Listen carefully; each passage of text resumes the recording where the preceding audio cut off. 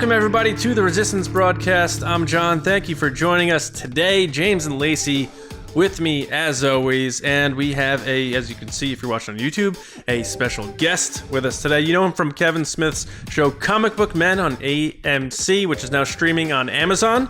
He also has his podcast, I Sell Comics, among other podcasts that he does, as you can tell by his illustrious setup there, including that awesome mic that I'm envious of. Welcome to the Resistance Broadcast, Ming, Chen. Thank you. Welcome. Thank you, everybody. You guys had booked me about a month ago, and listen, things got crazy, and I was driving home. I was like, I feel like I'm forgetting something today. Like, you know, I feel like the midichlorians weren't firing correctly. I was like, oh crap, I was supposed to do the Resistance broadcast. I felt horrible. I was like, oh my god.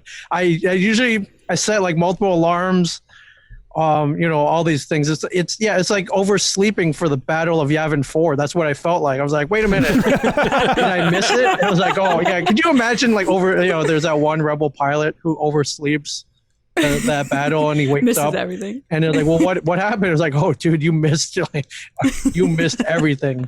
And yeah, like you're sitting in your room, Wedge walks in and he's all beat up, and you're like, did that guy say Princess Leia? And he's like, where were you? Yeah, where the hell were you? I think I wouldn't mind missing the alarm for that one. The odds of surviving that one were not very good. Yeah. You know what? You'll never know. You'll never know now. I would have felt bad just oversleeping though. I was like, oh dang it, I missed it. Like I could have been the one that shot the torpedoes in the exhaust port. Who the hell is this Luke kid? Who the hell is he? But, yeah. True. That's true. But then on the other end, you have Mrs. Darklighter, who's like, why did I wake him up? I should not have woken him up that morning. Oh. Yeah. right? Yeah. So thank you for allowing me to come back on. This is a true honor. If nothing else, I love talking about Star Wars. A lot of people ask me, like, why did you start podcasting? And I was like, I had no desire to be behind a microphone. Kevin Smith started 10, 12, 13 years ago podcasting. And then a few years later, he's like, hey, I'm starting up a network. I need other shows that aren't just me. It can't just be like Kevin on Fat Man on Batman, Kevin this, Kevin this. We need other voices. I want you to start a podcast. And I was like, I can't. What? It's like, I can't do this. I didn't go to broadcast school. And I was the guy who would upload his podcast onto iTunes, which I was perfectly happy with. I was, like Spider-Man, like I was the guy in the chair. I was fine with that. Right. And he's like, no, I need you to start a show. And I'm like, what am I going to start a podcast about? You have adventures. You make films. You have famous friends. What do I do a podcast about? He's like, well, what do you like? I'm like, I don't know, Star Wars, comics, and food. He's like, that's a podcast. That's a podcast, yeah. I'm like, really? I could talk about Star Wars, comics, and food? Like, who would listen to such a thing? It's like, well, people who like Star Wars, comics, and food. And it doesn't even have to be all three. You'll get some people from each one. And I was like, all right, I'll give it a shot. And that was 10 years ago. That became the podcast I Sell Comics. We just recorded like our 310th episode. So wow, congrats. Yes. Wow. Yeah. So the moral of the story here is Kevin Smith is always right. Whenever Kevin says, do it. It's that simple thing. Like when you're in the space of nerddom where it's like you like comics and movies and food, you think everyone does. So it's like, why isn't everyone talking about this? So I agree, but yeah, and if they don't, they're wrong, and you can argue about why they're wrong. That's the podcast. It's so great. It's so great. This is just so much fun. So yeah, we are going to talk about Star Wars and blend some other stuff in now. So James is going to start us off with a little segment we like to call "One with the Force." James, the Force is with me, and I'm one with the Force. One with the Force this week. If you guys are new to the show, if you're just joining us just to hang out with Ming, One with the Force is a segment where we will be asked a question, come up with a scenario, and you only get to pick one thing. You get one answer. Sometimes we do some other things, but this is our segment where we unfortunately only get to choose one answer. You'll get the hang of it. Here, let's start with the first one. Name one Star Wars Special Edition change that you like better than the original version. And Ming, you're a guest. You're starting first. You're going first on this one. That one's pretty tough. I think most of the changes are, at this point in 2020, universally disliked. The Han shot first. The weird Jabba the Hutt CGI. But I don't. But this is more of an addition. I don't know if it's a change. But after that Jabba the Hutt CGI, he kind of slinks off. Han leaves, and they pan the camera over, and you see Boba Fett, and that's that. I can't remember if that was in the special edition trailer or not, or if that was like a surprise. But when I saw that, I was like, "Wow, this is gonna be awesome." And it wasn't as awesome as I thought it was going to be, but that kind of, yeah. And, I mean, I love Boba Fett as much as the next. I don't want to say, I don't think I'm obsessed with him, but it was cool to see that he had, we all knew he existed in that universe long before they showed him in Empire. Yeah. You don't have a Boba fetish? I do not have a Boba fetish. Maybe a little one. I think everyone's got a little Boba fetish. Yeah, but I remember famously not John. I didn't want to ruffle feathers out of the gate here. But. Oh man, I think everything down to those cool boots he wears, to the rocket firing backpack, to the all the wrist accessories, to the helmet. So is that him in Mandalorian? Oh, that's a good question. Sorry, I didn't mean to throw you off. Yeah, I mean, I want to say yes, but I'm figuring they're going to save him for the second season somewhere, right? Along a cousin or something. Yeah. But when I saw that, I was like, all right, this is cool. Forget the Jabba thing, the Han shot first thing. Yeah, I mean, if I were to pick, that's a pretty cliche answer. If anything else, anytime like a planet or the Death Star blew up, you saw those rings, the rings of the shock rings, I guess, the shockwave rings. I thought those were cool as well. That's a good call. Yeah. Yeah. I bet everyone would say, oh man, I like seeing Boba Fett. I'm like, of course you did. It's Boba Fett. Boba Fett, where? Yeah. Behind Jabba. It added like 20% of his screen time. Just that one shot. So. It did, but I rewatched the special edition Jedi. I was like, oh man, that dance number. I'm like, either geniusly before its time or just very ill-fitting. I mean, depends on the person. Lacey, what's your one change that you like? So I'm not even, it's funny you say, what's your one change you like? Because I wrote 4 just in case. Honorable mentions. You're allowed to have honorable mentions. Anybody said. I actually really like that they added the different planets at the end of Return of the Jedi. Ooh. When it's like the celebration scene. Mm-hmm. I was rewatching a bunch of the additions that they changes that they made just to like pick which one I liked best, and that came up in the list, and I was like, oh, this is the best. Although there's one part in the scene where they pan across Naboo, and there's like one Gungan that's just like, we so won, and it just ruins it. Does that happen? Does he say that? Yeah. Oh my God. I don't think I ever heard that. Yeah, it's like really, really quick. I was like, you didn't do anything. You sat on your ass in Ming, he didn't set his alarm. What's that? Yeah, he didn't set his alarm. I mean, can Gungans even fly things? I don't. Weird chips, maybe, but yeah, cool. No, I just like that because it's, again, I'm a fan of the happy celebratory endings. So, John, what's your one pick? I feel like I might know it, but I don't. All right, well, guess real quick then. Let's see how guess. You know me. Yeah. I think it's the music at the Ewok celebration. It is. It is. Yeah. So it's right along. It's the soundtrack to Lacey's pick. It's the victory celebration that John Williams wrote, because I'm not the biggest Yub Nub fan. It's good, but the emotional weight that final new victory celebration theme, it's so much better of a way to end that trilogy than Yub Nub do do do do do. Like it's just powerful. And then you see the ghost, and you see Anakin, and you see Luke looking at him. It just makes more sense with that. So and it's John Williams. It's not like they got some other person to come in and do it. It's the guy. Mm-hmm. So I'm gonna go with the victory celebration theme being changed to replace Yub Nub. I love that you said that. After me and my friends heard that in, was it 97 or 98? We were like, this is pretty good. And I remember we went and bought the soundtrack. I think it was on CD, as there was no Spotify back then. We had it on a loop for a while. And I love, if you watch a scene, they kind of use the same footage from Return of the Jedi, and Lando, his clapping is in time to the new song. I was like, all right, this totally works. So, Yeah. he's rocking Like if out. it doesn't, if Billy D doesn't look cool, we're not doing it. Right. Yeah. For me, this actually it's kind of hard because there's a billion things that most people don't even think about, like his main scenes that they do. They change like the colors and other things like that. And when you look at them side by side, you sit there and you go, yeah, I get it was the original, but like you gotta admit, like this scene looks better because they touched it up, they added the backgrounds and all these other things. One that really always stood out to me though, is like a big popular one that people point out, is the Wampa scene. As much as it's famed because it's like Jaws, even as a kid, I was like, I don't get what we're looking at here. It's just like a dragging like leg or something. And then you only get that one little thing right there, just right at the very end.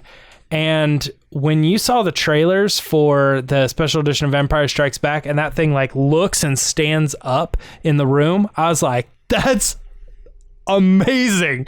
That is just like so massively like, not and also how I pictured it, but it's like I have to see where these movies went to explore the different camera angles and different things that they did, because that just was so massively stood out to me as like an improvement on that creature and being scared of it. And I mean, like I like I said before, I just don't really connect with the whole Jaws aspect of it. I'm like, show it. And I don't get why we're just like focusing in on the leg or whatever. It just doesn't do much for me now. Yeah, it's Star Wars. Show it, right? Yeah, you're all about creatures, and it just screams, we didn't have the budget to do the creature, so we did it like this. But given the budget now, let me show you what we came up with, and it's like, that's better. That's definitely better, in my opinion. Yeah, and I don't know. Did they film the scene? There's that cut scene where I think C-3PO changes a sign on a door to the Rebel base at Hoth.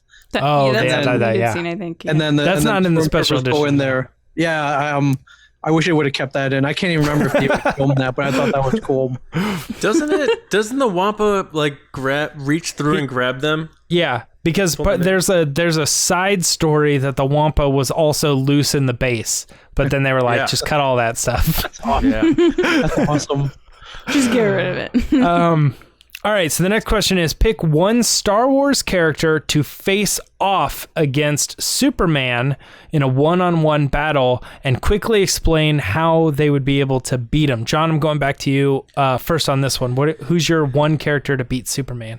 So I'm going with Vader, but because people get things done for Vader, like when he like Vader in his prime. So he sends people to go find, kryptonite, and he uses the crystals of kryptonite to make a lightsaber kyber crystal that is made of kryptonite, and he infuses a version of his suit with lead because Superman can't see through lead and that sort of thing. So he's gonna. So this is a little borrowing off of the Batman v Superman thing, I guess, with the Batfleck. But bottom line is it's a kryptonite lightsaber, and he weakens him that way, and then he force chokes him and kills Superman. Wow, It's what not a great a answer. bad pick. Oh, Yeah. thanks, man. Lacey, what's your answer? I chose Babu Frick, and Babu Frick would make a big blaster and then make it kryptonite and then just shoot Superman.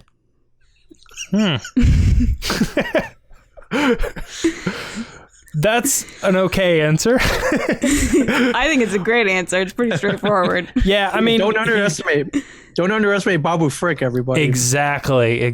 There's only one guy in the whole Flush sales galaxy. are coming. Yeah, I feel like Babu Frick is one of those characters, though, that if you get on his bad side, Mm-hmm. Yeah. Getcha. Ming, what's your one character who could defeat Superman? I was gonna say Boba Fett, and I was like, well, can Beskar Steel, reflect heat vision, perhaps? But I'd love to see This is the nerdiest conversation. This is the best. total nerd conversation. But we've seen Mandalorians take some blows. Like they're decent fighters, but Superman's the all powerful. But the one, and it's not even like a person. It's a droid that I thought fought really well and kind of got a shafted at the end was IG-11. So, but I'm gonna go. It's got to go be IG-88, right? He's got a higher number. He's got an even better. He's got a higher number, newer model, right? Newer model. He has like T800, T1000. The higher numbers are better. And we never really got to see IG-88, to its full potential. But I think the way those IG droids move, those bounty hunter droids move, I think they could think ahead of whatever Super is doing. The kryptonite kyber crystals. What a great! Someone's got to do that. They got to put that into the story somehow. That is awesome. No one's ever suggested that. And I think, Thanks, I think you're winning right now. That is my blaster would have them in it. She is a kryptonite blaster. Mine does not have kryptonite in it. I will leave it up to the master to figure it out. I think this one might be a little bit of surprise to everybody, but my person that I would pick is Grand Moff Tarkin. The reason is, and this is, again, Lacey said this was a nerdy conversation. I'm going based on the comics here. Darth Vader asked Tarkin, you owe me one. Here's what I want you to do. I want you to defeat me. I want you to beat me in a one-on-one fight. And he does. He figures out all of Vader's weaknesses and is able to trap him and pin him to the ground. And I thought, who better to defeat Superman? I don't know a lot about comics, but I know Bruce Wayne is non-super, and he defeated him. And I know that his greatest villain or arch nemesis would probably be Lex Luthor. He's also not super. So I started thinking in the non-super realm, and I figured that Tarkin would be able to use his mind to figure out exactly how to take down someone in the classic take down Superman fashion. I like that. All up here. His downfall was, don't get cocky, kids, because your downfall. Yeah. Love it. That's it. That's the only... Tarkin only ever made one mistake. He didn't get off the ship. And Tarkin is kind of like a Lex Luthor, because the Death Star is the real estate, and Lex Luthor was all about real estate. Yeah. And just... So, that's interesting. All right. We got another... Good, thanks. We got a couple more here. What's your one favorite Star Wars reference from Kevin Smith's View Askew movies? So he's got a lot of them, lots to choose from. Lacey, which one are you going with first? I'm picking the Clerks Death Star contractors conversation between Dante and Randall. It's the best one. And I also love that my favorite part of the whole conversation is the random guy that comes up and he's like, I'm a roofer. It's just so funny because my dad's an electrician and he's the same way. We'll be in a random gas station or something and he'll be like, well, I'm an electrician and there's this one time, and I'm like, oh my God, it's my dad. Mm-hmm. Yeah, no, that's the best one, I think. Yeah. It's just so funny. And it's the sense of humor that I have where it's you're taking something that you love that's super nerdy and you're bringing it into real life to a point that you're like, okay, but what about this random dude over here? What does he think? Kind of like what Ming was saying, we're waking up late. It's you take it one step back where you're like, okay, but in real life, what would happen? Yeah, absolutely. Well, Ming, what's your pick? So I think there's a Star Wars reference in every Kevin Smith movie. Gotta be. The one that made me really laugh out loud, and it's really subtle, Chasing Amy, when Jay and Silent Bob confront Ben Affleck's character Holden. They're about to leave, and Jay says, "Hey, stay strong, keep your unit on you. Try to keep your unit on you." And Silent Bob's like, "No, do or do not. There's no try." And I don't it was the one I was like, oh my God, he got it in there in this kind of serious movie. He still got the Star Wars reference in there. However, my favorite, I'm with Lacey. The Death Star contractors changing out toilets on the Death Star. Yeah, I love that so much because Clerks came out in '94, and after Return of the Jedi came out in '83. And Lucas was kind of like, well, I think I'm done. I don't think I'm going to make any more Star Wars movies or anything for that matter. I was like, wait, that's it? What there, no more toys, no more Star Wars? Wow, this stinks. And for those 11 years, no one really talked about Star Wars except for us. We watched it multiple times every year. We held that flame. we talked people's ears off about it, but I think people just kind of stopped caring because they didn't think there was a future. You know, they're like, well, if they're not going to make any more, I guess, you know, I was a fan, but I'm going to go on to other things now. But us and me and my friends, we were making references left and right. People were looking at it as funny. And those 11 years, you didn't see people on the street wearing Star Wars T-shirts. It wasn't a religion like it is now. But to me, my friends, it still was. And so it was just kind of an inside thing until Clerks came out in '94, and I'm watching Clerks, and I was like, holy crap, did he just do a 10-minute segment on the Death Star? This guy's talking about Star Wars. Like, this guy, he's one of us. This is awesome. And he didn't have to throw that in there, but he totally did because he loved it like we did. And I'm like, wow, what a great thing. I think that brought a lot of people back because, up until then, I cannot really pinpoint many Star Wars references in movies, pop culture, anything.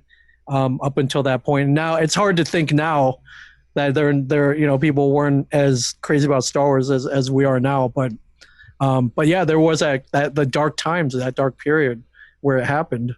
That's such a good point because you watch it in the prism of now and you're like, oh, of course, a Star Wars reference, and Kevin Smith loves Star Wars, but you're right, it was the uncool time to like Star Wars back then. And I love that like an idiot like Randall can make a logical observation like that. He's just this moron video store vulgar clerk, and he's just like, what about those independent contractors? It's just such good writing. Great job on that. John, what's your pick? I can't even go now because that's the best one, you know. Lacey and Ming win that one. I'm gonna go with Jay and Silent Bob Strike Back. When Mark Hamill appears as Cockknocker, and Jay, I believe it's Jay, cuts his hand off, and Mark Hamill looks at the camera and says, "Not again." I thought because he has the giant fist, and that his super weapon is that he punches you in the undercarriage, if you know what I'm saying. And he cuts off the giant foam hand, and then Mark Hamill breaks the fourth wall and looks at the audience and says, "Not again." I laugh so hard every time I watch that. So I think that's my pick. That's a great one. I love that Mark did it. Mark was like, yeah, sure. Yeah. I believe the story was, Kevin asked him, I think Kevin and his wife were at the Playboy Mansion and they ran into Mark's wife. Casual. Yeah, no big deal. And Mark's wife was a former Playmate, and he may have mentioned that, like, hey, I'm working on this movie. I'd love to have Mark in it. She brought it up to him. I don't know if he was hesitant at first or, it's like, oh, I gotta read the script. But when Mark's kids heard about it, they're like, you gotta do this. It's Kevin Smith. They were all like Clerks and Mars and Chasing Amy and Dogma fans. And his kids were like, you got a dad. If you really want to be cool, you'll do this. So we did it. If you really want I had no idea that, was it Mary Lou? I believe that's her name. Yeah. That she was a Playmate. I had no idea. Yeah, she was. Yeah. My other one, real quick, because it's Lucasfilm but not Star Wars, is the Dogma when he throws the guys off the train and he says no ticket. I think that's amazing. From Indiana Jones. Yep. Right off the Zeppelin. Mm-hmm. Yeah. It's actually funny that I think I can't remember anything before this, but I feel like my very first Kevin Smith movie was Mallrats. So even though I feel like nowadays he's done so many big ones that Mallrats kind of falls in like the medium tier, like forgetful almost. People are like, oh, that's right, that one too. But to me, that's like the first one that I always think of, as far as like one of his movies. And so that's why when I was thinking about all the references, I had to go to that one first, which of course my favorite is Kevin. with the cigarette. The cigarette, yeah. The ongoing throughout the whole movie running gag of he can't seem to get it. He can't seem to do it. He wants to do it, and then of course the movie's like big moment is he's like, I gotta do it, and he focuses and the tape comes out and pops into his hand and he's like, I did it. He doesn't say anything, but a little intervention from Ethan Suplee, but sure. Yeah, but he had his eyes closed, and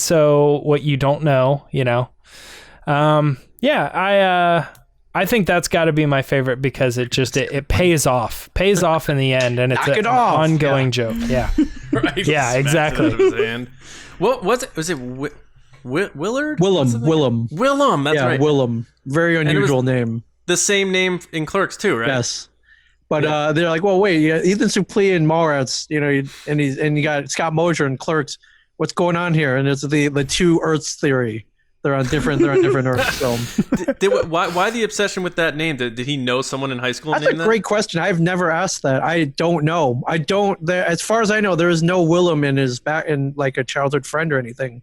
Like Kevin always wanted to be named Willem. Yeah, unless, and it's not. Is it maybe Defoe? But I don't know. I'm gonna have to. Wow, that'd be amazing. I don't think so. I don't know. I might see him in a week, so I may have to bring that up because I never asked for whatever reason. Let us know or tweet it if he's cool with it. Unless it's like a personal thing. I doubt it. Last question we got here. An assassin droid. These are always ridiculous. I don't even know why John puts these in here. Good one though. It's good. An assassin droid has captured R2-D2, C-3PO, and BB-8. The assassin is allowing you to choose to save one of them, and the other two will be blasted into oblivion, destroyed forever. If you do not choose one, then all three will be destroyed. That's just a way to get out of saying I wouldn't choose. But which droid would you save? I'm going to jump in really quick. I think my personal answer would be C-3PO. Simply because I feel like I could have a conversation with him and he would be fun to talk to. Although there's a very specific reason why I feel like I should probably save R2-D2, and that's because he holds the story. Like, we know years and years and years later, he's the one who's retelling the story. So I feel like you got to save him. But on a personal level, I've never been like a huge droid person. So I look at BB-8 and I go, cool, I can't understand him, but that's fine. Same for R2-D2. At least C-3PO, I could have a conversation. And I feel like he would be just annoying, but like a very lovable annoying. As we go on with him being the one who's alive, I guess. John, who would you pick? So no offense to BB-8, but you got to take a little back seat to the OGs for me. I'm going with R2 because technically you can bring C-3PO back in another body somewhere with R2 having his memory, so he just can put C-3PO into like a toaster. Mm-hmm. It doesn't matter.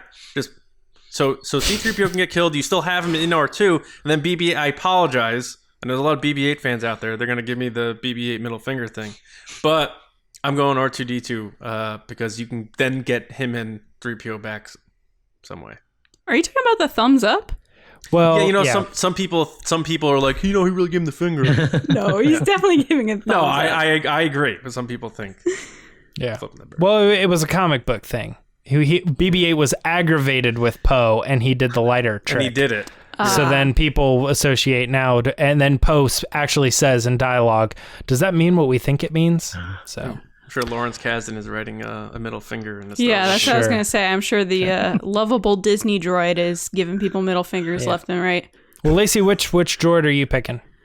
I would pick R2-D2. He has the most history. I think he has been through so much with so many people, and he's so important to the galaxy that it would be more of a miss / devastating blow to the galaxy if he went away. Plus, the fact that he could serve drinks also is... Oh, yeah. Yeah. I thought you would pick BB-8, honestly. I knew you both would think I would pick BB-8, but no. I thought you would pick R2 because your funniest scene is R2 being a bartender. It is. That's a good point. Ming, does BB-8 have any hope, or who are you picking? Well, first of all, I love this is like the droid version of F, Marry, Kill, basically. Yeah.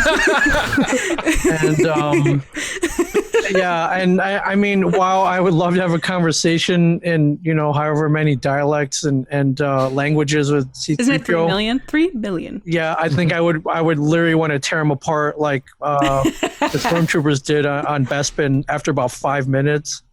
And I have friends like that who like won't shut up. Mike Zapsik from Comic Book Man. He's one of them. So he's like the human version of C-3PO sometimes. I'm like, dude, would you stop? Just stop talking. I can't stand this anymore. And, we traveled together a lot, so I was like, oh man. I like BB-8, but what do we have, like 3 movies of history with BB-8, and I mean, we've seen some of the capabilities. He can light a cigar. I guess he's got bungee cords if you need to strap stuff down, or if it, sure. And he can roll around really fast. But yeah, I give it up for R2D2. In addition to serving drinks, if I ever needed to hide a weapon or a tripod or baseball bat, or I don't know, like anything really, he's not just he's storage. He's a built-in USB drive and reader. If you need to flashlight. spill oil on someone and light them on fire. Yeah, exactly. R2D2 is like the Swiss Army knife of droids. You can do anything. That's great. Yeah. And I think his sass alone is enough for anyone to save him. Yeah, absolutely. And I guess we saw him fly once and then never again. But, right. I was gonna say. And I guess he's magnetic too. So I don't. Yeah. BB-8. I mean, R2D2 can do it all. And when you said baseball bat, it makes me. I would love to see a drawing of Casey Jones using R2D2 as his like storage. Yeah, it's like buddy. Spring loaded. Just, give me the 9 iron. Yeah. Thank you, buddy. Right. All right. Well, thanks for taking us home on that one. That is it for One with the Force. Good discussions. Lots of good picks. I think that was one of our better ones. I like that one a lot. John, we have a good discussion though. You want to take us into that? What are we talking about this week? Yeah, this week's discussion is, can Star Wars catch up to other franchises on the global stage? Obi-Wan once thought as you do. So, Star Wars is one of the biggest movie franchises in the world and was the first to really set the bar, but its one weakness is audiences outside of North America. So, there are Star Wars fans everywhere, but the films have always kind of struggled outside of the domestic market compared to other big franchises. A lot of this was due to how late the franchise arrived overseas. But with no end in sight for Star Wars, can it find a way to connect and finally draw in the global audience? That's the real question. I know, especially for Disney, let alone fans. Or is it doomed to be a North American heavy franchise forever? They've certainly made efforts to try to expand, especially into the Asian markets, with their castings in Rogue One and The Last Jedi, and they're making efforts, but it hasn't fully hit yet.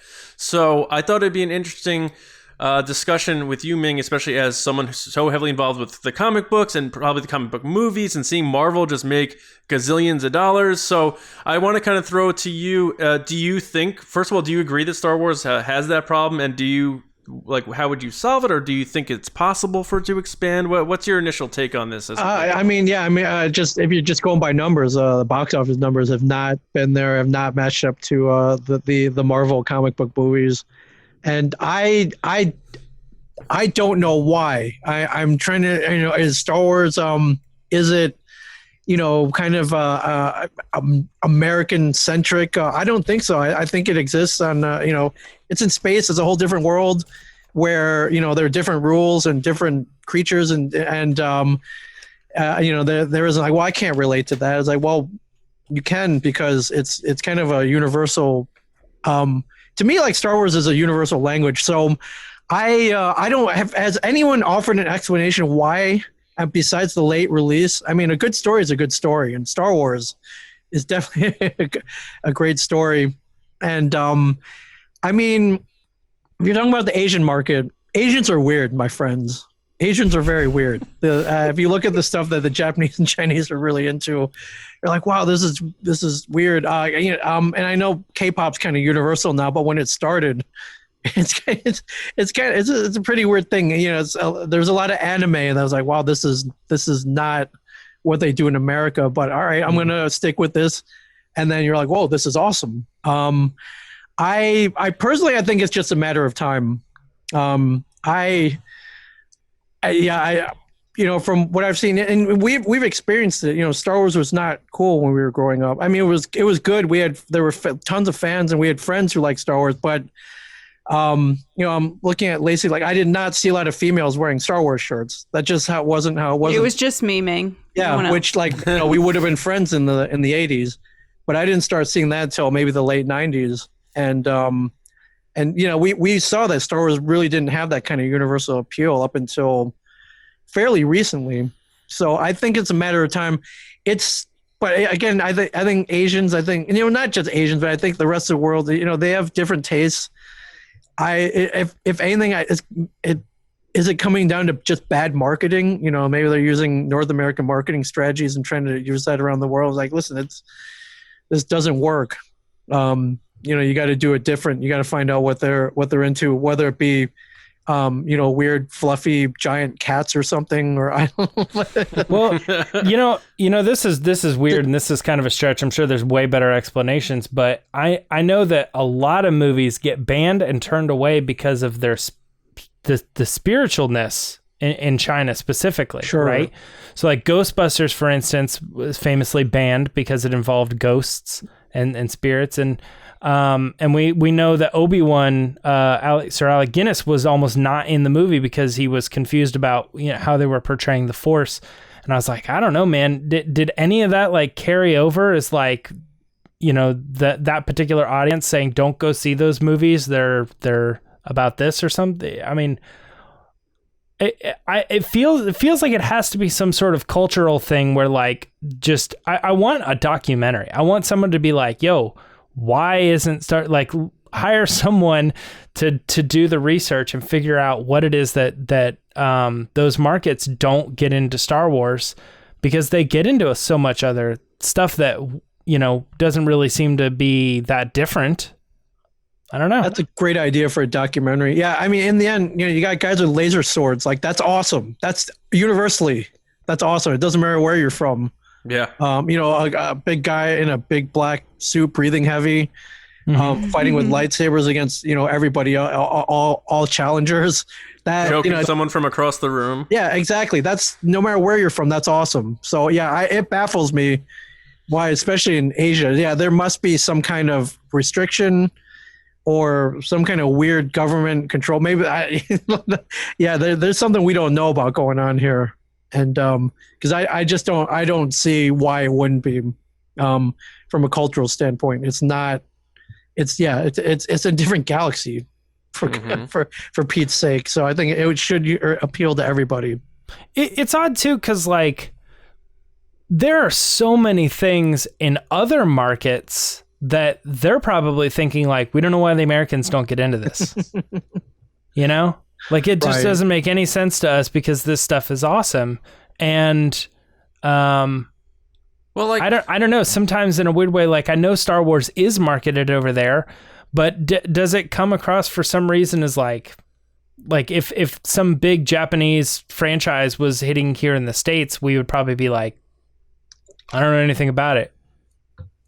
Well, the closest thing you'll get to that is probably Attack on Titan was the most recent thing from Japan that came over here that made a big splash outside of other anime and manga stuff. But I feel like with the Asian market particularly, we had this conversation recently with Mark Newbold, who's from the UK, who also said, we had a conversation with him about kind of international markets, and he had said it was similar to what Ming said, which was a time thing. Like, they got the movies much later than everybody else. They got the movies at a different time frame. I think it's a combination of that and combination of what people in those countries like. Like, a lot of people in Japan and China really connect with the Transformers and Iron Man in particular, because he's a guy in a robot suit, which is very similar to Mobile Suit Gundam Wing, which is gigantic over there. And they like, lots of fighting and action and crazy stuff like that. And Star Wars got there much later, and it doesn't have that same aspect of superpowers like Avengers does. So like people in Japan and China, like, stuff like Sailor Moon, which is very supernatural powers and fun stuff like that, where Star Wars doesn't necessarily have that same in your face fighting superpower stuff that the Avengers have. Does it take itself too seriously?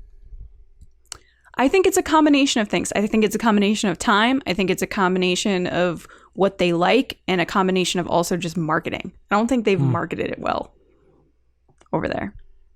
I feel like because when I worked at Reed Pop and they own a show in China, I believe it's Shanghai. The requests that they got for guests in Shanghai was very different from the requests of guests they got over here in the US. So like fans in China wanted to see Lee Pace from The Hobbit. Like that was their number one request. Or like Robert Downey Jr. was their number one request.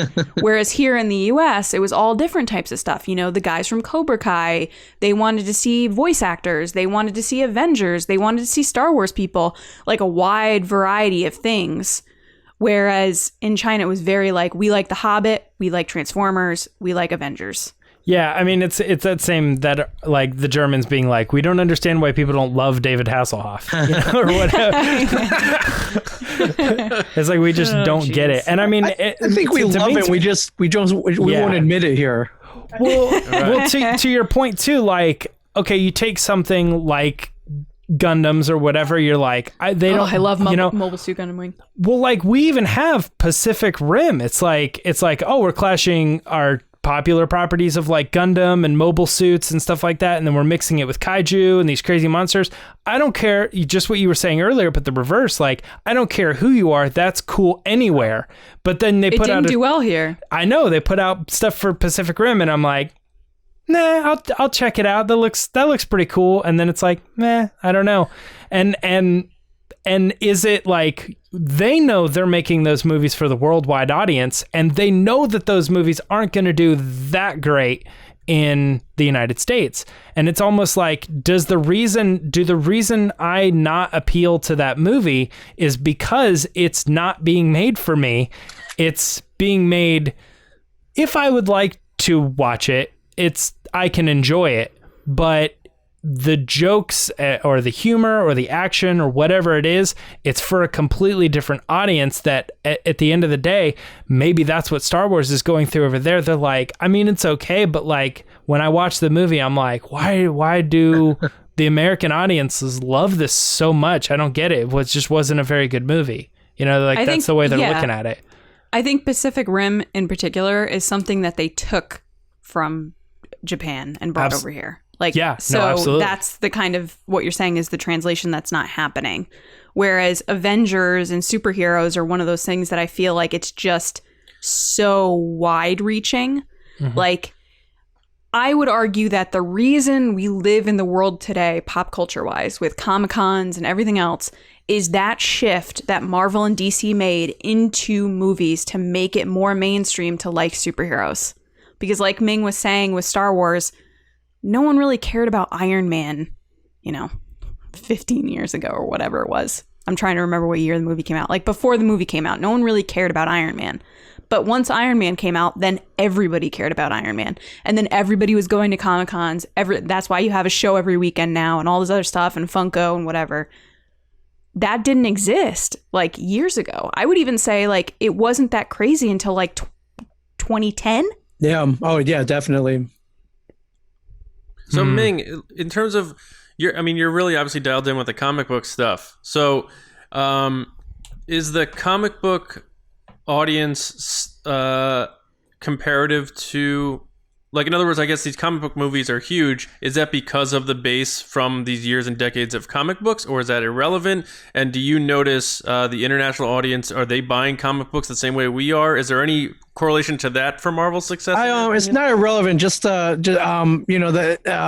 Every comic book movie from this point forward has like 60, 70 years of story to rely on. Now the producers, like Kevin Feige, be like, all right, well, let's do this one. This one's awesome.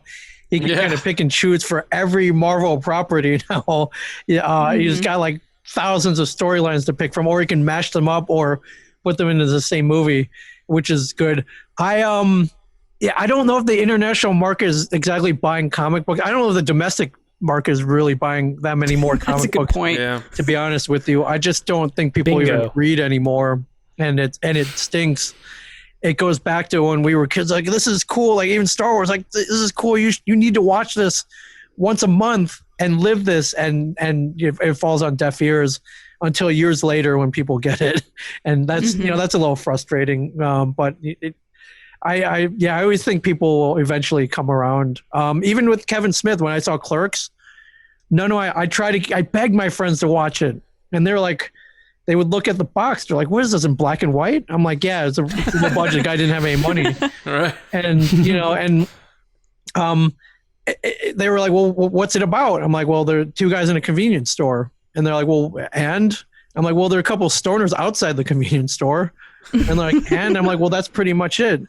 And they're like, "You know what? It's 1994. I'm going to go watch Forrest Gump instead. I'm going to go watch Pulp Fiction instead. I'm going to watch Shawshank Redemption or like Stargate. Stargate was the big one. All my friends wanted to go see Stargate instead. True Lies. Yeah, exactly. So, movies where stuff happened. And then it wasn't until, maybe 5 years later where they're like, "Hey, that Clerks movie, you wanted us to watch this movie? That movie's awesome." I'm like, I'd say Seinfeld is the one that kind of brought in that whole show about nothing stuff that people were like, "Oh, okay, this is entertaining." Mm-hmm. Didn't Jim Carrey do like 3 movies in 1994 or something that were all massive hits? Yeah. Something crazy. But I think my point is, what's good is good. You just hope people come around, and usually they do. So I wonder if it's then that like Star Wars shouldn't try to reinvent the wheel because Star Wars worked. So maybe don't try to, it's like when you are trying to win an ex back and you try to change who you are to like get them to like you again. Maybe Star Wars just needs to keep being Star Wars and say, "No, you need to come to me." John, I believe that was a problem with the last 3 movies, was it not? Yeah. You know what? Maybe you're right in terms of tailoring to the audience. Is that what you're saying? Yeah. Exactly what I'm saying. Yeah. I would almost say, yeah, John, I think maybe the answer might be a little bit more like, "Hey, we get it. You weren't going to follow on 7, 8, and 9. You guys clearly didn't even like 1 through 6. We did 7, 8, 9. We did Rogue One, Solo. It all tied in with the same stuff. Don't worry, international market. We have, these other movies that we're working out, that we're trying to play, that still are undeniably Star Wars, but we're very clearly not hitting a market that our pals over in the next room over at Marvel are clearly hitting.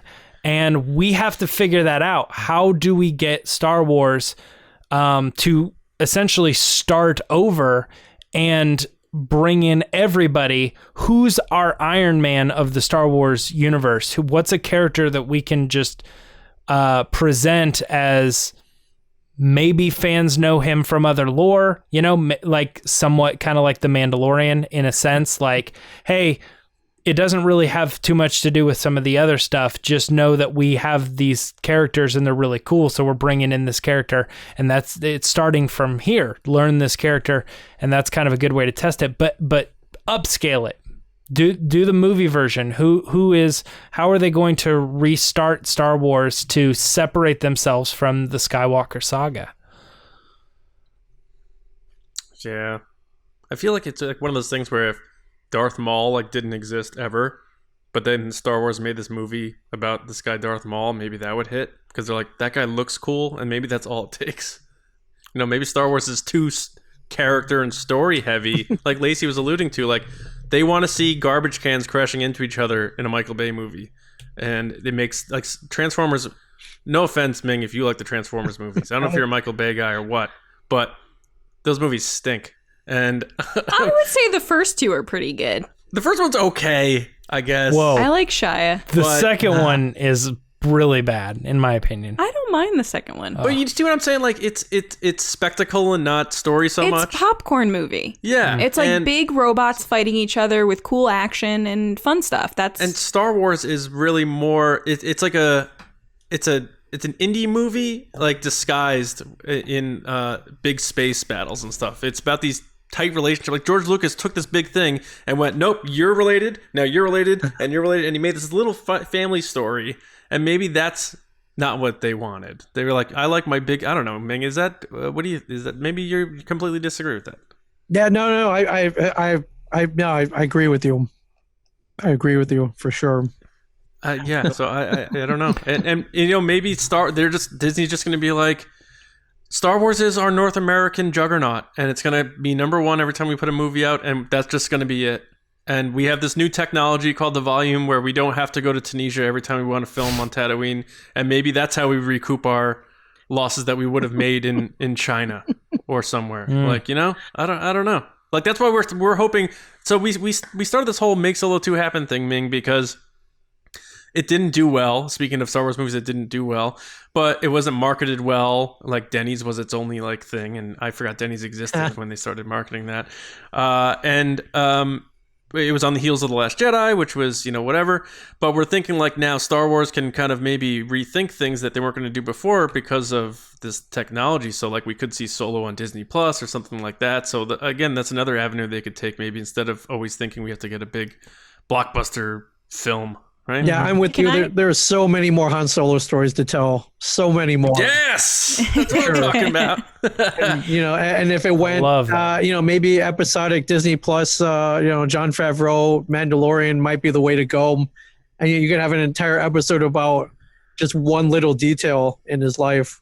Yes, which could be amazing. Yeah, I hope we see that. I think it's there. It's definitely there. Have Han go see Jabba. Bring Jabba and Salacious Crumb back. Who doesn't want to see that? Then you get your Boba Fett back. Yeah, right. Or how did how did they meet? I want to see that. I like all of that. I want to see all of that. Yeah. Yeah. Galaxy of our two characters to carry you through the underworld. It's perfect. Yeah. Lacey, what's up? So really quick, I did look up the top 50 grossing movies in China for the past 10 years. Okay. So I'm not going to name the ones that are from there. I'm only going to name the ones from the US. So in 4th place is Avengers Endgame. And then there's a bunch of movies. And then 11th place is The Fate of the Furious. Then you move down farther. Yeah, then you move down farther to 14, Furious 7. 15, Avengers Infinity War. Then you keep going down. 21, Transformers Age of Extinction. Then you keep going. 23, Venom. Then you keep going. 27. Yeah, 27, Jurassic World Fallen Kingdom. Oh. Then you keep going down. 31, Transformers The Last Night. Then 32 is Zootopia. Wait, then Fallen Kingdom did better than Jurassic World? Yeah. Wow, and then that's crazy. 33. Jeff factor, I'm telling here's a good kicker. 33 is Warcraft. 34 is Avengers Age of Ultron. 36 is Fast and the Furious Presents Hobbs and Shaw. 38 is Jurassic World. 39 is Spider-Man. 40 is Ready Player One. 43 is Avatar. And then the next one at 49 is Captain America Civil War, followed by, in last place at 50th, is Mission Impossible Fallout. So Star Wars didn't even break the top 50. No, it does horrible there. Yeah. That's crazy. I think I figured it out. You just got to do Vin Diesel as Darth Bane. Global market right there. Yeah. I do love Fast and the Furious, though. You gotta Those put movies The are Rock so in your fun. movie, I guess. Yeah. In your Star Wars movie. The Rock is so great. I have argued several times online for The Rock to be in Star Wars, and I get yelled at. Is that a real thing, though? You really want to see The Rock in Star Wars? I love The Rock. I'd watch him in anything. But wouldn't you just be like, oh, there's The Rock? Nah, he's a good actor. Yeah, I know that. I think he's got the chops. I don't know. Would he be Jedi? Would he be dark side? He'd be a bad guy. Bad guy? Although I'd be afraid that he'd turn into like a scorpion type thing, and I'd be like, oh, well, God. Yeah. But let's wait to see him in Black Adam and then see how that plays out and be like, oh, a lead villain role where he's kind of anti-hero. Yeah, let that play out first. In fairness to The Rock, like I thought that Jumanji thing was going to be so stupid. It was so good. It made so much money. Yeah. It was so good, though. I loved Jumanji. I didn't see the next one, but I saw the first remake one. It was good. I've seen both, and the second one is like, it's not as good because it's missing the heart, but it is like another 2 hours with those characters, and you're Not like, Kevin it's Hart, funny. Aha, I get it. No, I did think of this earlier though, that if I had a pitch, if I was the guy, they said, James, you got to figure it out. How do we get Star Wars on a global market? I think it's Old Republic. I think you just say it's far enough away from all this stuff. We already know that people are into this. We already know that Game of Thrones is like a popular property. And we think we can do some really cool things to re-envision the Jedi and the Force and all of this stuff and remarket it in a global thing. And I think the bigger thing here is to abandon the trilogy aspect, go with the Marvel, introduce a character, and let that character walk us through what is the bigger Old Republic, and let us start exploring different planets. Maybe start that movie on a single planet and open it up to the invention of hyperspace and you know, or something, or like the people on that planet get off, and then they're like, oh my gosh, there's so much more of the galaxy to explore, and let us explore Star Wars for the first time.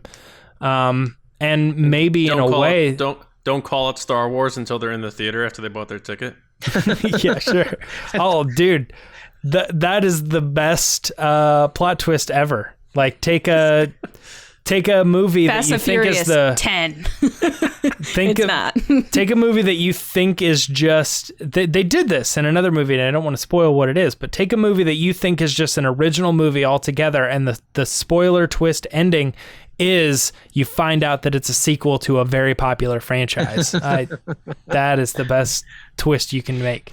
There is something we haven't mentioned, but I feel like we should, because it's like one of those like red flags right in our faces. Like Power Rangers is a huge thing that's here in the US that came from somewhere else, from the Asian market, that they literally took pieces of a show there and then interspliced pieces of American teenagers and had them do voiceover work. Like that's something that's translated so well over here, but they had to then add pieces, like John was kind of hinting at, of story and characters and all this other stuff outside of just fighting. So that's just something I thought I would mention because it's like so in your face. I mean, there's tons of stuff. Even like Godzilla, I think, is a very famous outside. Yeah, but that movie that Asian they did here in market. the US was so bad, the one in the 90s. Yeah, although it had great Taco Bell marketing. So where is Godzilla made out of Japan? It is, yes. Toho Studios, yes. I wonder if there's a Godzilla podcast in Japan right now talking about how to reach the American audiences with their box office. They're probably they're like we did King of the Monsters, and that movie was amazing. We just don't get what the Americans Why don't they see like in it? Yeah. Yeah. like, what do they need? Like Mothra with a lightsaber for people to watch. Yeah. Like, you know what? That wouldn't hurt. Dude, Mothra on each wing like General Grievous, flying at someone with lightsabers. I would watch that. That are made of kryptonite that kill Superman. Yeah, I would watch that too. Did anyone I here would see watch King of the Monsters? Yeah. I thought it was good. I thought it was really good. I remember thinking like they totally figured out the first movie was like, I didn't want to see the people. I wanted to see Godzilla. Muto. And you didn't give me enough Godzilla. So then King of the Monsters was just like, you know what? We get it. The people are only going to be there to kind of fill in whatever. Yeah. They're not really that important. None of the storyline matters. Mm-hmm. All we really want to see. Except for the Stranger Things cast members. We cared about them. But all we know that you want to focus on is Godzilla fighting all the monsters. Yeah. And that's totally what that movie is. Yeah. I missed one movie, by the way, in the list. Up high in the top 20 was Aquaman.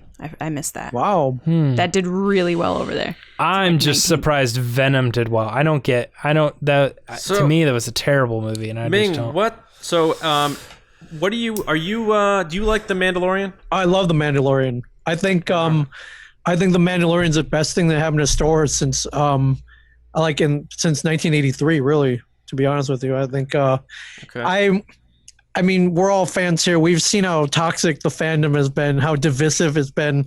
Yeah. Everything they make, they can do no right. Everything is crapped on. Mandalorian, universally beloved. I've not met one person who was like, that was awful. That was a bad movie. Like the guys with like cold black hearts who hate everything, they loved it. And I got to give it up for Favreau. He pulled off the impossible. And I love it. I can't wait to see where they go from here. And it gives me, like the hope, the one word hope, the main theme running through all the movies. It gives me hope for anything coming forward. I think that guy's a genius. He figured it all out, and he was able to put whatever was in his head down on paper and then out onto a screen. And he really. I don't know how he did it. Other than he's a fan. Thank God. This is why fans should be making properties.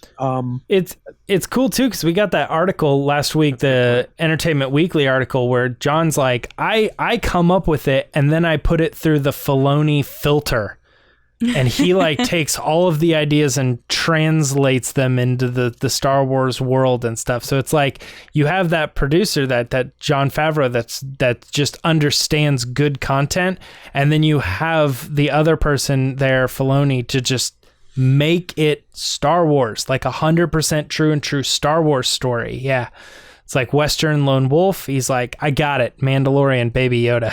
It's like, it just so makes cool. me laugh. That one clip from Gallery where they're looking at the Stormtrooper helmets and Filoni's like, oh yeah, this is like Empire Strikes Back. And Favreau's like, I have no idea what you're talking about. Okay, it looks cool. Yeah. This is like that one scene in the back there. They deleted it. And That's why like everyone, it's like all the Star Wars fans want to give Filoni all the credit for the Mandalorian, but that's kind of what I was doing a little there. But no, it's definitely Favreau. It's both. Favreau's operation. Like Favreau's like, yeah, I'm writing season 3. He's not like me and Dave are writing season 3. He's like, no, I'm writing season 3. Yeah. And Dave will come help me, and he's a producer, and we're doing this together. But I mean, Favreau is the big game here, right? Yeah. Filoni's just getting started.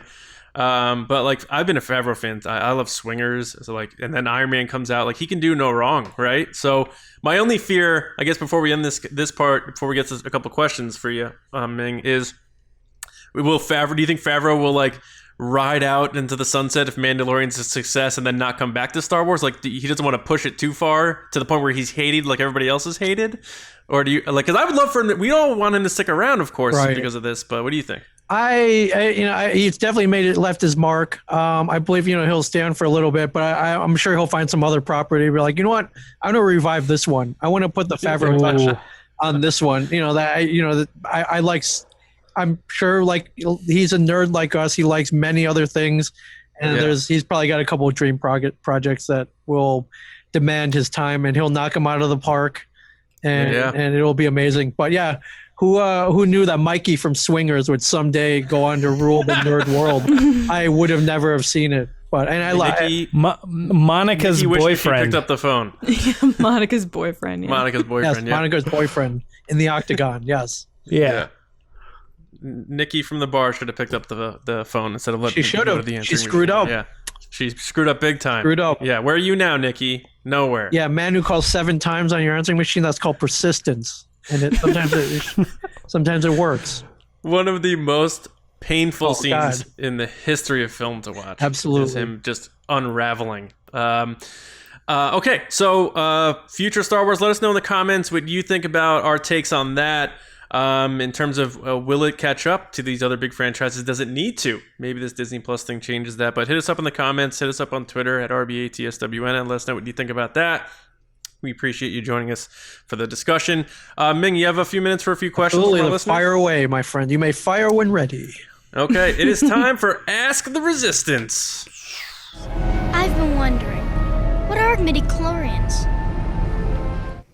I like the Tarkin drop there, by the way. Good job. It's funny. I've been applying for different jobs, and I was toying with the idea of sending a "you may hire when ready" image, but we'll see. All right, Ming. Here we go. This one is from our listener Jenna Rosewater. What is your favorite comic book era and series? So all comics, not just Star Wars. That's a great question. I grew up reading comics in the early '80s. I had a couple gaps here and there, but like the early to mid '80s Avengers were my favorites for sure. And then later on, I read the West Coast Avengers, but now I've been trying to collect all the West Coast Avengers. Now I just love that Hawkeye takes a whole team out to L.A. and they set up in a mansion, and a character who we have not really seen in the movies at all, Wonder Man, who I know we'll see in the future, pops pops up and he's got side work as a stuntman, and he's like all this stuff. I love that there's like this California West Coast version of the Avengers, which is cool. And then just the 80s era Avengers are awesome. And there are some characters there we haven't seen the movies yet. Tigra is one of my favorites. Just when I was 6, I was like, "Whoa, who's the lady covered in the fur wearing a bikini?" Like I feel weird things I not felt before. I'm like, it's really weird. So that's one of my favorites. But unlike Walt and Mike on Comic Book Men, who have always lit that comic book flame, I fell in and out. I played baseball, and then I went to college. I didn't have any money to buy comics. But it was somewhere near the end of college where I'd found a cool job at the computer lab, and I could buy comics again. And I went in. I remember going into this little comic shop that had just opened, and I'm like, "Hey, I'm thinking about reading again." I looked around and I was like, "Hey, where's your Batman and Superman? Where's your Marvel and DC?" And they're like, "Oh man, we don't have any of that. But what we do have, you're gonna love." And they pulled out Spawn and Preacher. And I was like, "Oh wow!" I was like, "What's this?" They're like, "Oh, this is comics now." I was like, what, DC Vertigo? What's this? Like, just read it. Image? Like, what is this? Some indie company? Like, well, kind of, but yeah, you'll love it. And I was like, whoa, this dude went to hell. This other guy got possessed by this, like, weird demon angel hybrid, and, like, he's got the word of God. I'm like, this is comics? This is awesome. And then the one thing that really cemented me on Preacher was the first trade paperback. There's a quote at the top of it that said, "Reading this comic is more fun than going to the movies." Signed, Kevin Smith. I was like, "Whoa, geez. Oh wow, Kevin Smith likes it, then this must be good." And that's awesome. So yeah, I think as I got older, I find myself less relating to guys who got superpowers and more just into good stories. And so that kind of, it's not really a renaissance, but it's just comics thing that grew up and got darker in the mid '90s on. Yeah, that's definitely that's the one that got me back in. And had I not wandered into that comic book shop, who knows? I probably wouldn't be sitting in front of you guys today. That's the your butterfly effect in a way. Yeah. That's funny you say that, because like I was a pro wrestling fan as a little kid, and I liked, like Hulk Hogan and the Heroes and stuff. And then I stopped liking it because I became a teenager. But then they're like, we're going to make wrestling edgy now. And I'm like, I'm back in. So that's like almost like like they made the comic books darker. Yep. It's almost like that era. They knew this certain age of people grew up. So it's time to change our deal. So that's interesting. And it worked.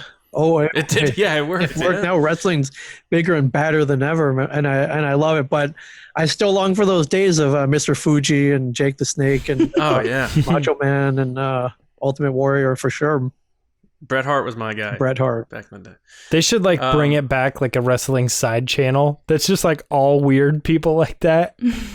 Yeah, I mean some of those guys still wrestle in like gymnasiums and stuff. Yeah, they also have weird lower tier wrestling leagues. Yeah. Like they'll be like wrestling at town halls and stuff. Yeah, high school gyms. Yeah, that's tax on the table. Yeah. Yes. Yeah. All right. Next one is from John Reese at John S. Reese. I think John's a wrestling fan too, actually. So John asked, "What has been your favorite run of comics from the Disney era of Star Wars?" It's definitely Darth Vader. I was like, wait a minute. They made a storyline where it's right after the first Death Star blows up. And, I was reading the thing. I was like, when you remember that time you really screwed up at work and your boss got really mad and then you tried to kind of redeem yourself. Well, that's what this run of Darth Vader, that first Marvel Darth Vader, when they took over, like, that's what that's about. I'm like, really? Like, Darth Vader has, I guess you got to answer to the Emperor. And the blame, lies sort of pretty much on him. He's the only one that you can kind of chew out right now. It's like, wow, how does he get himself back? And I'm like, what a great run. I thought, maybe Tarkin's lucky he didn't survive. He probably wouldn't have lasted longer. He would have, I guess in those cases in the corporate world, I guess you get demoted if you don't get fired or they give you some kind of crappy job if they can't fire you. And I guess, they couldn't really fire Darth Vader. So what do you do now? And then how do you get back on everyone's good graces? I guess I was like, wow, even Darth Vader has a bad day at work or a bad couple, or maybe more than that. and he's got to make up for it somehow or deal with it somehow. And Yeah. I was like, wow, what a great idea for a book. So yeah, I think anyone who comes in the store is like, hey, I like Star Wars. I want to read a Star Wars comic. It's like, you got to read Darth Vader. Let me ask you as a follow-up to that then, what are your thoughts on the character Dr. Afra being introduced in that I love series? Dr. Afra and BT3 and the evil droids.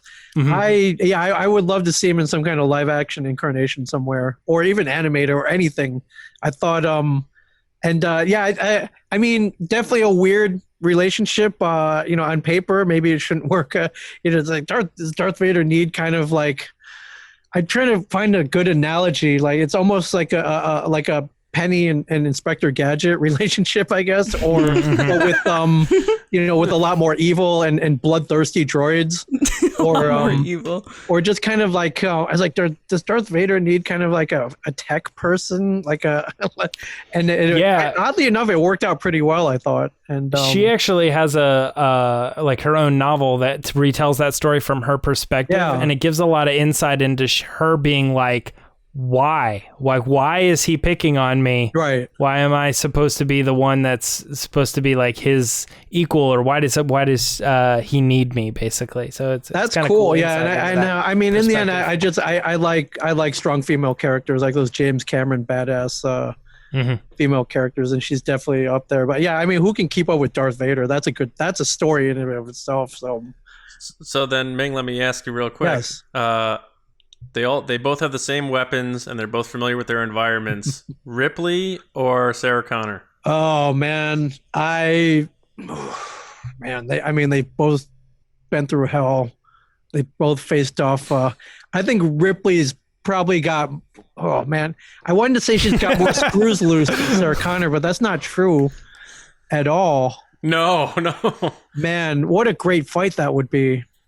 Yeah, man, I think I gotta give the edge to Ellen Ripley, though. I would too, by a little bit. Yeah. Although, God, it's so weird. They've both been trained by the same person, Kyle Reese and Lieutenant Hicks.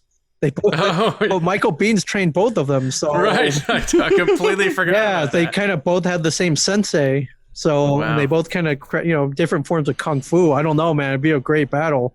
But what a weird kind of interdimensional crossover right there. Make it happen. I mean, they did Freddy vs. Jason. Why not Ripley versus and Kryptonite lightsabers? Apparently, Kryptonite lightsabers. Get it all. Let's get it all in there, and we'll hit the whole global box office together.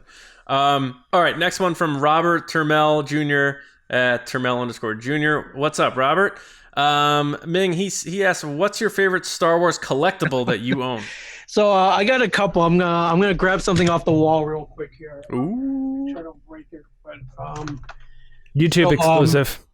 This I got signed at New York Comic Con. I believe it was 2016 or 17, and it is this is Star Wars mini poster, but it's signed by Carrie Fisher right there. Oh, and I was at New York Comic Con. It was Sunday. It looked like she was packing up at her table.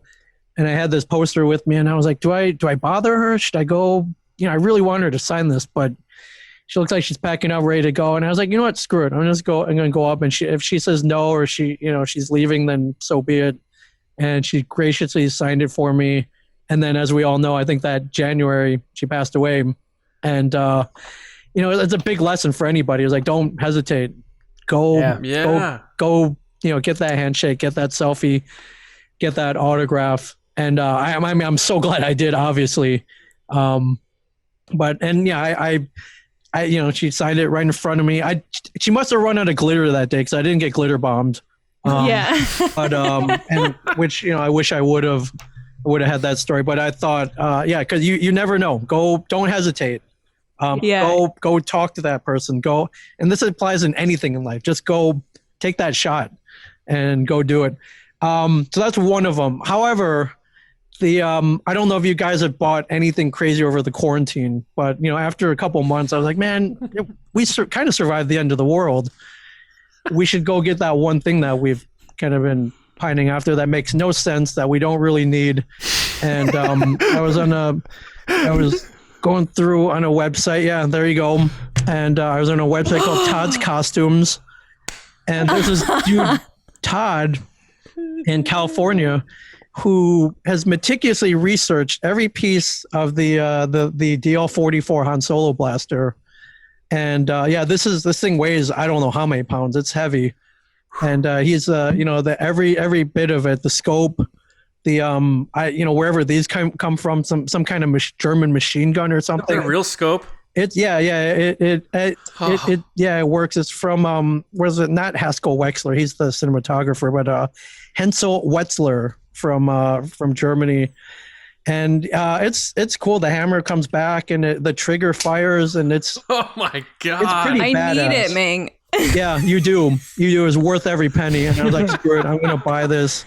I bought the stand off Etsy, which it's in, and it's here at the Etsy studio, and it's stuff. pretty heavy duty. So anybody who wants a photo with it or to just kind of relive a little moment of a more elegant. This is a more On my elegant way. weapon, for Man. sure.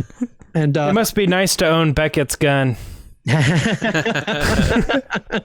so yeah, this thing is pretty awesome. So I gotta give it up for the I gotta give a shout out to toddscostumes.com. The only problem with that is if you're gonna cosplay as Han Solo, you have to make the quality of your rest of your costume as good as the blaster. Yeah, you really get the do. one that's just the put on with the tie at the bottom, That's like the Ruby stretchy costume. Yeah, the other problem with this blaster, it's literally, I don't know, 5, 7, 10 pounds maybe. So you better be wearing a really good that Han Solo belt, or your pants are definitely coming down. So I loved what you said about Carrie Fisher, though, because everything you just described is the exact thought I had with Mark Hamill in 2017 when I saw him at an airport. I was like, I never do this. This is my one shot. And I just did it. yeah, and he's from what I've seen, he's pretty gracious. And I'm hoping you had that same experience. Absolutely. He was wonderful. But it makes me sad about your poster because, like you said, just going for it because you never know. Because I was one of those people that was like, oh, you know what? I don't have time. Next time. I'll get her next time. Yeah, And I or just I don't never want to did. bother them. I was like, well, if they say no, they say no. So be it. You give it a shot, Right. though. But I mean, it seems like 8, 9 times out of 10, they'll say yes. Well, not even even further than that. It's like I just was like, okay, next time I'll get her because she does all these shows. Yep. And Yeah. unfortunately, yeah. Yeah, absolutely. That's amazing. Anyways, those are both my items. 2 favorites. Yeah, and next time when you come on our Golden Girls podcast, we'll ask you about that skateboard. Oh yeah, for sure. Yeah. It's called what's the theme song? Oh, thank you Thank for you being for being a friend. Yeah, thank you for being a friend Yeah. podcast. All right, last question here from Christian Morales. First, he said, I met Mr. Chen at Comic-Con Revolution, Ontario in 2018. He wouldn't remember me, but still, I had to say I thought it was cool. Yeah, that was Ontario, California too. So yeah, which is untapped comic book market until they came to town. So Christian, it was great seeing you, and it's great. Thank you for sending in the question. Yeah, so he wants to know what would your lightsaber color be? It's such a great question, and it's such a tough question. I think I might have to go with red. After reading the comic books, how the amount of effort it goes into getting a Bleeding red the kyber crystal. Yeah, you gotta defeat a Jedi, and it's a whole thing about it bleeding or like it hurting or like that's awesome. And, any fool can go mine a crystal and then I guess build a lightsaber or go to Galaxy's Edge, I guess, and build a lightsaber. But the extra effort I have to applaud, and red's just a badass color. Although it immediately, that scene in Rogue One at the end, we just see that lightsaber light so up. Good. It's there's a beatdown coming. There's no escaping that. There's trouble coming down, and that's just a threatening color. I would probably have to go with red. Could I back it up? That I don't know about that. But But if they see you with the red lightsaber, they assume that you can. oh yeah, they'll go. Yeah, you go running. Yeah, you don't even have to even really know how to use it. So They start walking towards you. You're like, yeah. What have I done? John John and Lacey, Oh, I was going to say, John and Lacey, you guys are both blue, right? Yeah. I teeter between blue and green. Yeah. It's kind of funny because you would think we would all be our colors right now. Like Lacey blue, John green. I'll go for a red tonight. No. Yeah. I'm purple, 100%. That's my color. Oh, although that Giancarlo Esposito's dark saber. Yes. James has the authentic one. James, do you have yeah, I pulled it out earlier real quick. Yeah, there it is. Yeah, that's pretty badass. $25 I love at Target. I love that you could, 30. I called it Moff Gideon's lightsaber and not, Maul's or Sabine's or Pre Vizsla's. Yeah, the Mandalorian saber, anything like that. That's interesting that you called it Giancarlo Esposito's. It is his right now. Yeah, I mean, it is his right now. Yeah, he's the champ right now. He's the ruler of Mandalore. He's the Mandalore. Okay, so those are all the questions. So we are towards the end of the show. So before we get out of here, we want to thank everyone for watching, listening, subscribing. Make sure you do, because we have the Mando fan show coming up in October. So hit us up on YouTube if you're watching. How are you? Apple Podcasts, SoundCloud, Spotify, Podbean, wherever you get your podcasts. Go to StarWarsNewsNet.com for all of your Star Wars news, and Teespring for your shirts and all that stuff like that. You can find me on Twitter at Johnny Hoey and writing and editing over at StarWarsNewsNet.com. I want to quickly thank our patrons over at Patreon.com/Resistance Broadcast. We couldn't do the show without you, so I have to give a special shout out to our generals over there: Carmelo, Andrew Staley, Jeremy Myers, Neil Shaw, David Probus, John Reese, Micah Harrison, Michael Gaines, Jetta Rosewater, Bethany, Russ Harbison, and Kendall Gellner. Thank you guys so much for all of your support. Lacey and James, let's get yours out of the way before we get to Ming. James, where can people find you? You guys know Twitter and Instagram at Myra Trunks. And Lacey? Twitter and Instagram at Lacey Gillerin. All right, Ming, first of all, we just want to say thank you so much for joining us. It was worth the wait. Alarm clock be damned. This was a really good time, man. Hey, you guys let me back, so I have to thank you profusely. We didn't. Hopefully I've redeemed myself. And redemption arc.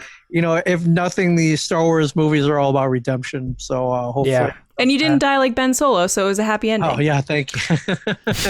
God, I didn't die like him. So, you can find me on all social media at MingChen37, MINGCHEN 37. And then if you want to come here and hold a pulse rifle from Aliens, you want to hang out with the DL-44 Han Solo blaster, or if you want to have as much fun as we did, start a podcast. I will show you how.